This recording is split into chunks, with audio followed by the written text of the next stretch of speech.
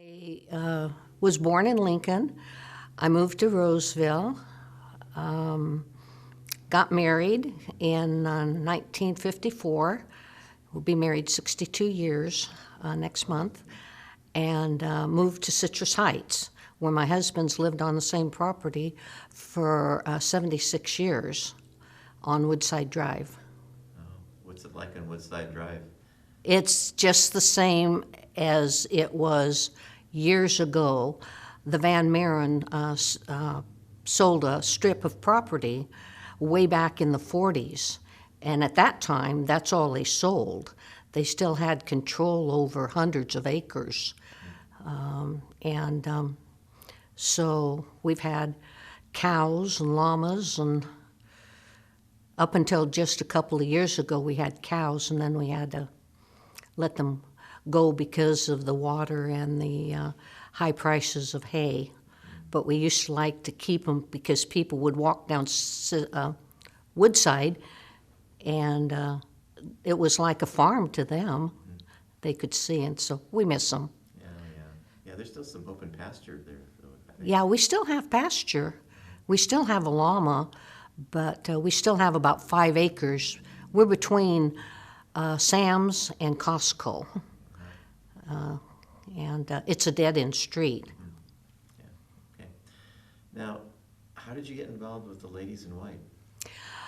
I believe it was Marie Wilson was the one that said that, what told me about their program, which at that time was first aid, and they met once a week to learn how to transport people, how to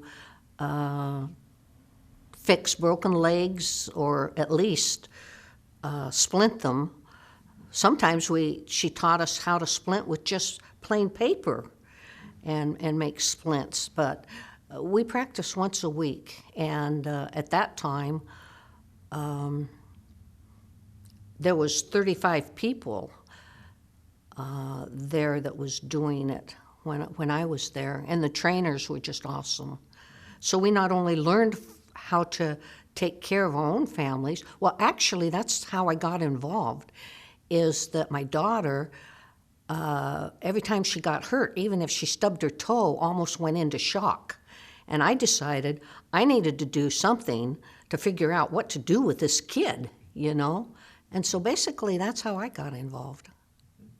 So did somebody recruit you? Marie Wilson.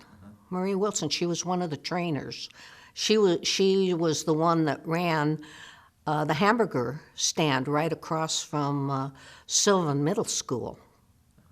And what did she do to convince you to join? She just told me about it. We got to talking one time when I was down there, and she was just telling me about it, and I thought, this sounds really good. So I joined. Were you working for DMV? I was working for the motor vehicle department, but I was only working part-time at that time. And so they gave us all little boxes that got all of the fire department and police department reports and everything like that. And what would happen is they would take the 2 people closest to an accident or whatever. And as soon as we heard what the address was, just automatically we left. For if it was like Antelope, the 2 people closest to Antelope went. And we went out 24 hours a day, 2 o'clock, 3 o'clock in the morning. So any time that you weren't working at the DMV, you were... Correct, yeah, okay. Correct, on call, yeah. Okay. What was the time period that you were involved with Ladies in White? What was the what? The years that you were... I started about 1966, and I left right around 1974. Okay. I had 3 children. 2 of them were sophomores at San Juan, and one of them was a senior at San Juan. So how did you handle being an emergency responder and housewife and state worker and Well, I grew up, my mom lived to be 100 years old in Roseville, and my mom was always focused, and she taught us about organization and how to be able to do those kind of things. And so I give the credit to my mother for being a tough taskmaster, and so we just made time for all of it. So tell me what your schedule was like for work, home. Well, for work, it could be any time. Depended on part-time intermittent. You just went in when they needed help, but they had to have you at least for 4 hours. So we went in from anywhere to 4 to 8 hours, and I could work on a Monday or Tuesday, or I might work on a Thursday and Friday, But whatever time we had, we gave, to the ladies in white. I worked at the Department of Motor Vehicles in Roseville. I worked in 3 different buildings. I worked on 5th Street, which was the first one, and then they decided they need a bigger one, so they built the one on Estates Drive in Roseville.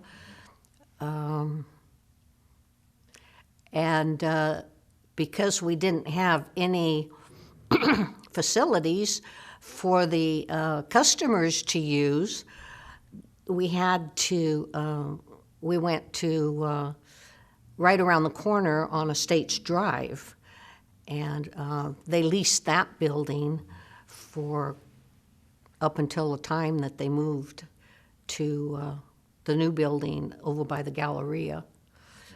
But yeah. And how did you handle being a lady in white in addition to your DMV job? Well, we were just, that's why there were 35 of us, was because when one couldn't take over, then another took over. And even when I was working full-time, there's still a lot of calls between 5 o'clock in the evening and 8 o'clock in the morning. In fact, quite a bit. That was when a lot of things happened with, and so, I handled a lot of the nighttime calls. So after working 8 hours at the DMV, you would be on call? Yeah, and you you get a call at 2 o'clock in the morning, and you have this little white jumpsuit and your little blue bag that with your first aid supplies and stuff in it, and you're trying to get your foot into your jumpsuit, and sometimes you got your foot crossways and you're about to stumble and everything. And at that time, we didn't have GPSs. So we had to, get there the best that we could. But usually we knew the area because they sent the 2 closest people.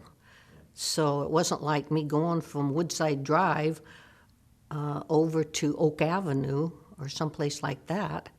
It was just within a mile or so, a couple of miles at the most. So then after this 2 a.m. emergency call, you still have to go back to work? Yeah, we'd still have to go back to work. And by that time, your adrenaline was just, some of the calls that we went on at that time.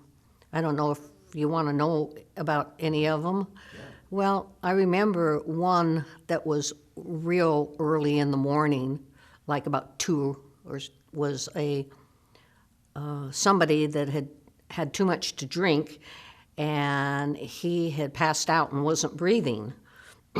At that time, we didn't have all the fancy stuff they have now. I mean, it was mouth-to-mouth resuscitation, and I was the first one on the scene. And so I had to go in and prepare the guy for mouth-to-mouth resuscitation, which was horrible. And he survived. I don't know. We never knew what happened to people after we left, but it wasn't a lot of fun on that one, you know. And there were times we went out on suicides. And I remember one time when we went to see this lady, and she'd taken too many pills, and we were taking her out, and she was saying, "No sense in taking me out. I'm just going to do it again."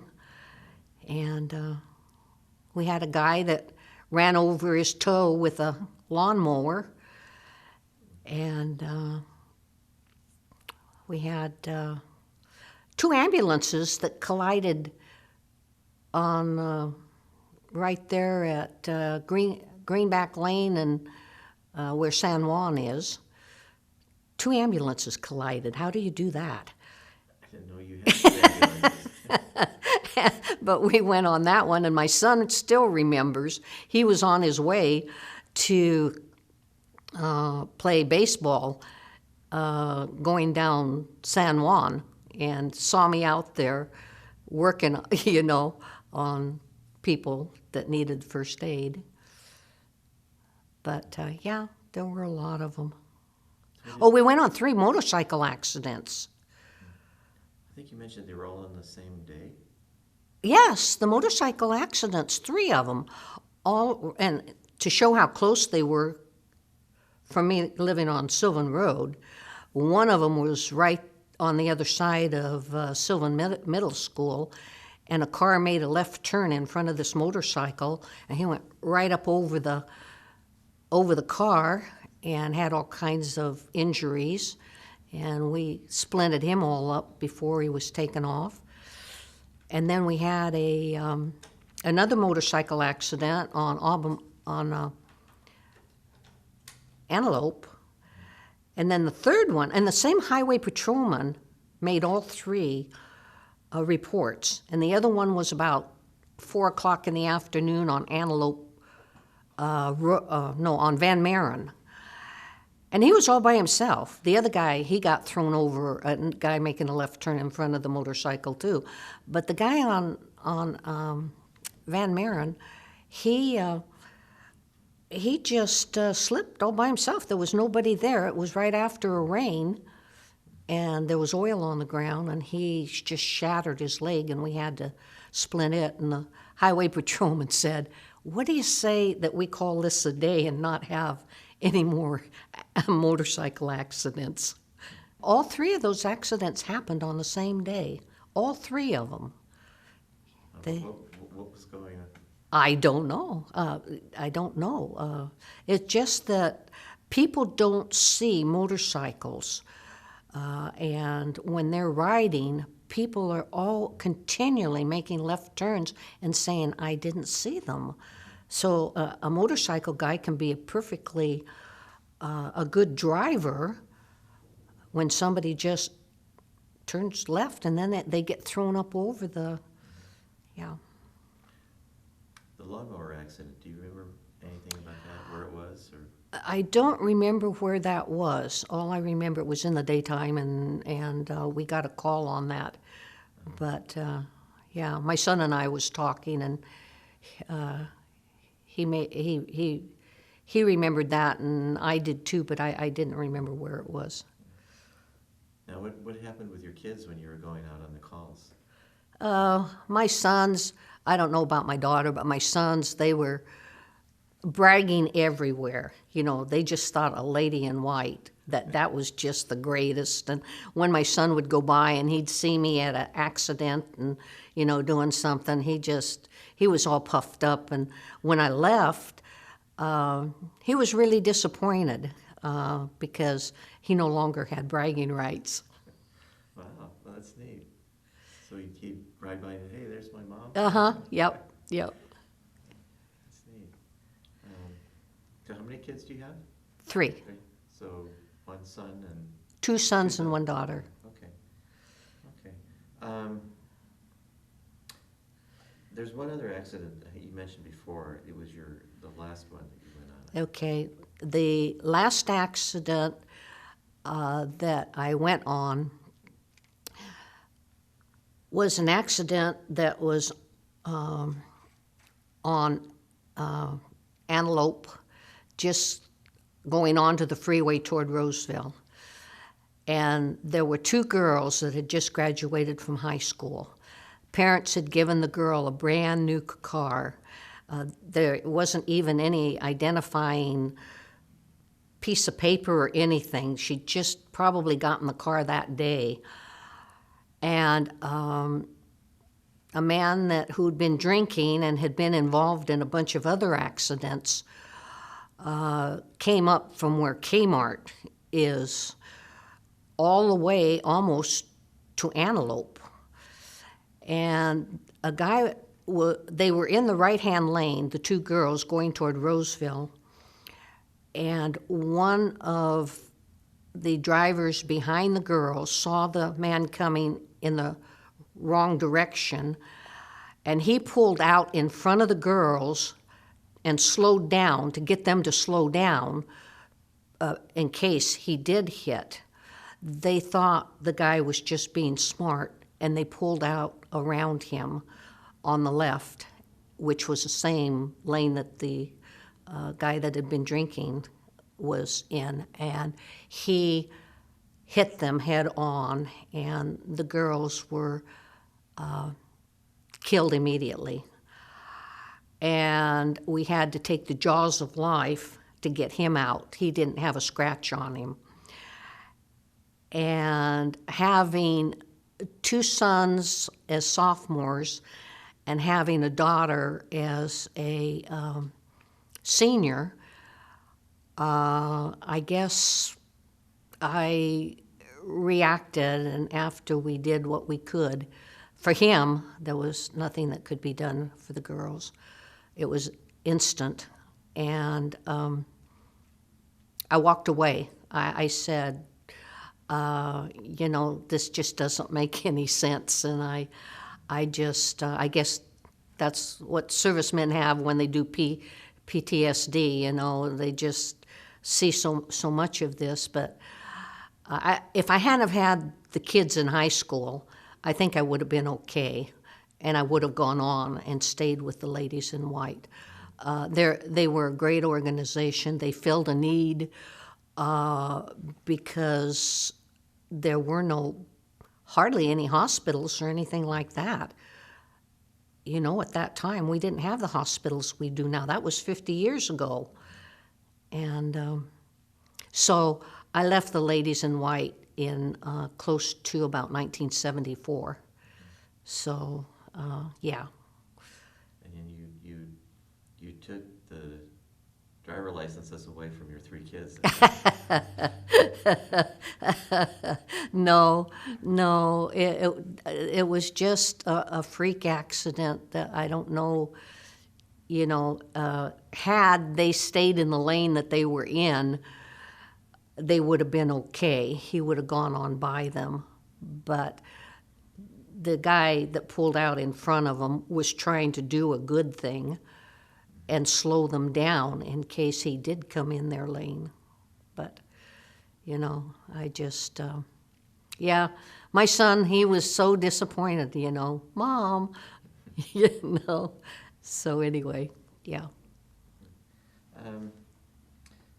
Anything more you can say about Marie Wilson, about what she was like? Or She was just a ball of fire. She just was an awesome lady, little short lady, had great skills, taught us everything. First aid, was really smart. She was funny. She made sure that we were well prepared and knew how to do things, and so we were well trained. when we went out. And I give her a lot of credit. Shirley Verhines was right behind her. She was an instructor too, and Shirley was a great instructor. Yeah. Anything in particular about Shirley that you remember that she did? Or? She was tall, redhead, funny, down to earth, but either she or Marie could have been doctors or nurses, you know.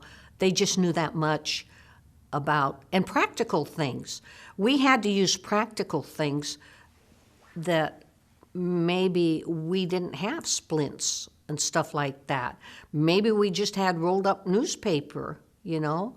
And so we would take the rolled up newspaper and on your arms and like that, and then tie it off rather than splints and things like that. So they taught us how to do with what we had.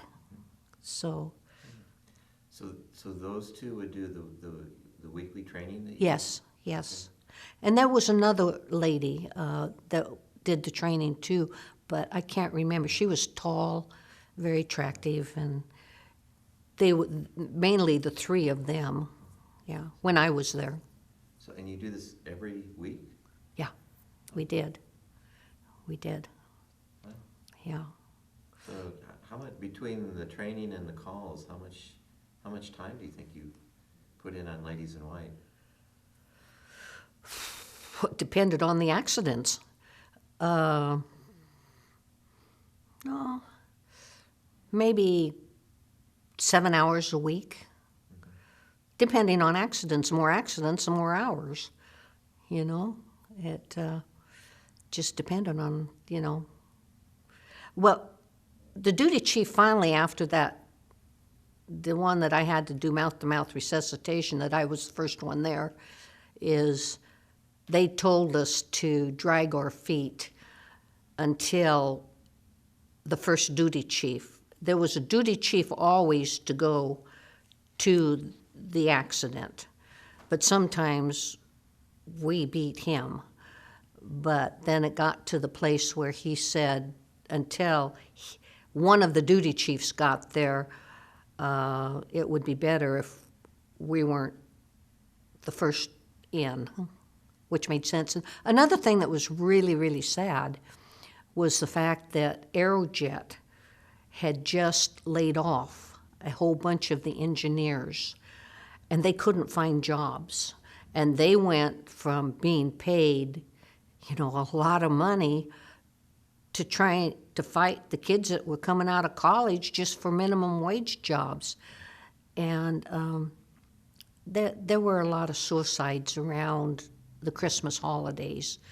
And there was one over in the Cinderella homes next to Citrus Heights School that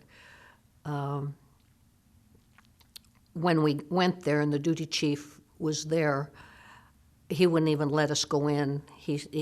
The gentleman had used a shotgun and was in the garage, and he said, "There's nothing you can do, and you guys will remember this the rest of your lives." So he wouldn't even let us go in. But yeah. So he was really kind of... It was really, the holidays are really tough, even now, I'm sure, for first responders. So how would you get a call? How would you know if you should respond to it? Can you kind of describe what would happen? Well, if we get a call, like the motorcycle accident for down at the end of Sylvan Corners, I just automatically knew that I would go.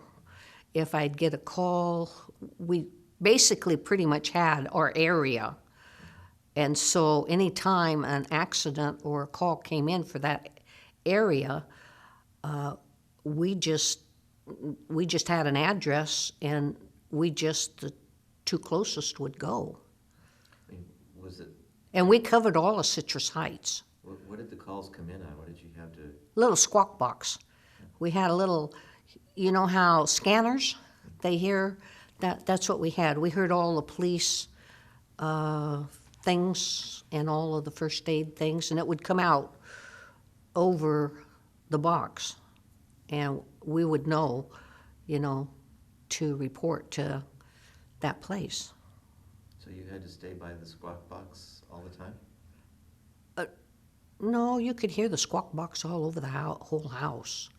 No, you didn't have to. No, you didn't have to stay by the squawk box. Okay. But I think, if I remember correct, I can't remember if we called in, when we were available or when we weren't available. That's been 50 years. I thought I'd done pretty good for 50 years, remembering the stuff I did. So looking back on your time with the Ladies in White, what are your thoughts about it? My thoughts was it was a real good thing, because at that time, you have to remember, there wasn't hospitals, there wasn't coverage for ambulances or transportation or anything like that. Later in years, the private transportation got together, and they didn't care much about the Ladies in White transporting because it took away from their business. And so it was at that time they decided that they no longer needed, the Ladies in White because they had responders and private ambulances and like that. But it served an area that we were out here all by ourselves here in Citrus Heights. And people that got hurt,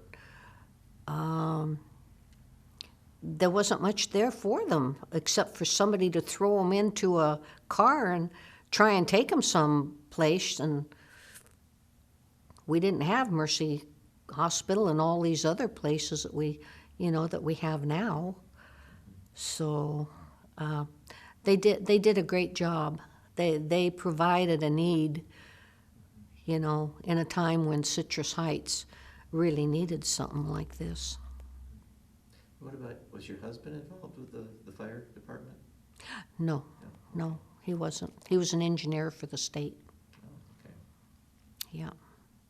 So you just got involved because you wanted to be able to help your daughter when she went into... That's basically how I got started was, yeah.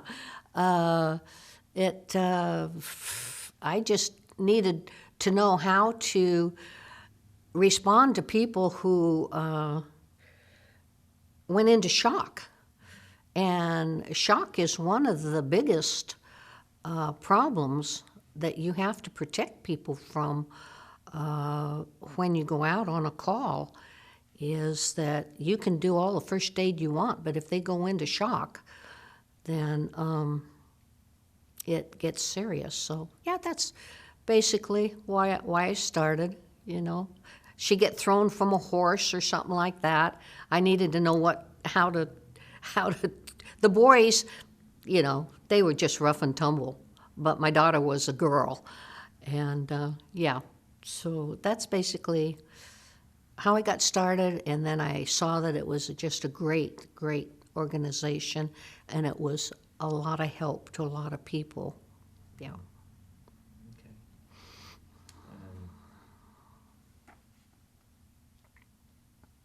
And so Marie Wilson, it's kind of interesting. She's a first aid trainer and hamburger stand owner. Yes. Yeah. That's quite a combination. Yeah. Marie's. Yeah, she made good hamburgers. Yeah, probably a lot of people don't know that as a Lady in White, Marie Wilson was the owner of the Marie's across from. A lot of people ate hamburgers there.